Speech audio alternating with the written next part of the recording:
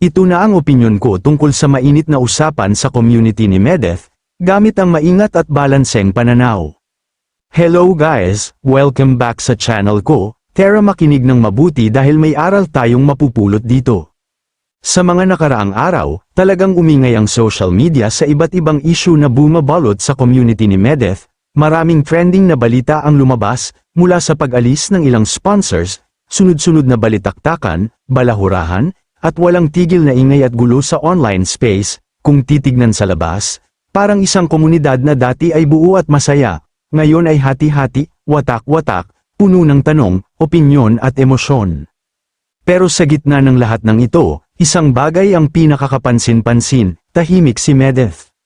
Walang malinaw na pahayag, walang direktang paliwanag, walang pagtatanggol sa sarili laban sa mga paratang at akusasyon na patuloy na kumakalat, at dito nagsisimulang pumasok ang mas malalim na tanong, ano ba ang ibig sabihin ng katahimikan niya?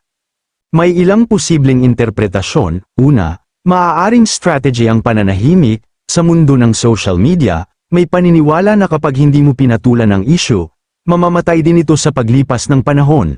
Posibleng iniisip ni Medeth na mas makabubuting huwag nang dagdagan ang apoy, dahil anumang sabihin niya ay pwedeng baluktutin, gawa ng issue, o lalo pang palalain ng mga kritiko. Pangalawa, posible ring pinipili niyang e-proseso muna ang lahat sa likod ng camera, legal man ito, personal, o mental health related. Hindi rin natin may kakaila na may mga public figures na mas pinipiling manahimik habang inaayos ang sarili o ang sitwasyon, kaysa magsalita ng hindi pa handa. Pero sa kabilang banda, may mas mabigat na epekto ang katahimikan, lalo na para sa mga supporters. Marami sa kanila ang naiiwan sa ere, walang malinaw na direksyon, walang kasiguruhan kung ano ang totoo at alin ang gawa-gawa lang. Dito pumapasok ang tanong ng responsibilidad. Bilang isang content creator o public figure na may komunidad na sumusuporta, may obligasyon bang magpaliwanag?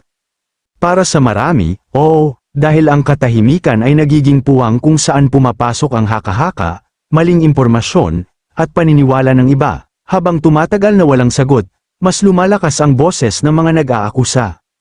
At syempre, hindi rin mawawala ang kasabihang, silent means yes.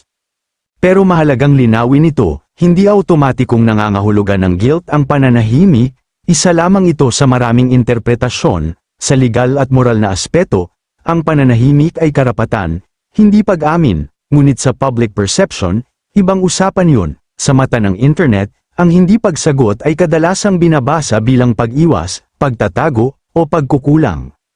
Kaya ngayon, ang tunay na problema ay hindi lang kung guilty ba o hindi si Medeth, kundi kung paano naapektuhan ang komunidad.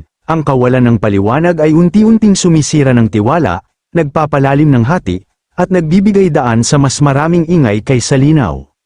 Sa huli, ang katahimikan ni Medeth ay maaaring pagtatangkang patayin agad ang issue. Paraan para protektahan ang sarili, o simpleng hindi pa handang magsalita. Pero habang tumatagal, mas nagiging malinaw na ang pananahimik ay may kapalit, at kadalasan, ang nagbabayad nito ay ang mga taong nanatiling sumusuporta at naghihintay ng katotohanan, at doon nagtatapos ang tanong, hanggang kailan sapat ang katahimikan, at kailan kailangan na ng paliwanag. Kung nagustuhan mo ang mga opinyon at paliwanag ko sa mga bagay-bagay, mag-like and subscribe na para hindi ka bitin sa mga trend angle. Hanggang sa muli nating episode.